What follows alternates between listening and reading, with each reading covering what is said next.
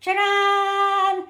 Hello, good morning everyone! Happy Thursday sa inyong lahat, lalong-lalo na sa mga Irenatics, Team Charan at Charanatics.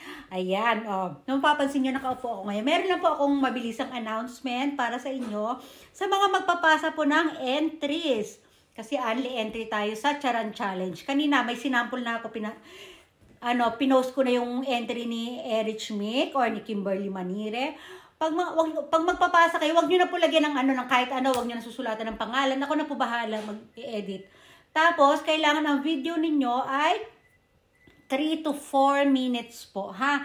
Ayan, ako na pong bahala doon. Basta habaan nyo yung video nyo, pasa nyo sa akin ng kahit paputol-putol. Kasi pag nag-PM kayo, ay ano lang po ito, 2 minutes and 28 seconds yata mapapasa. O kaya, ganun po. Ako na po bahala doon, ha? O sige, antayin ko po, ha? Bye-bye!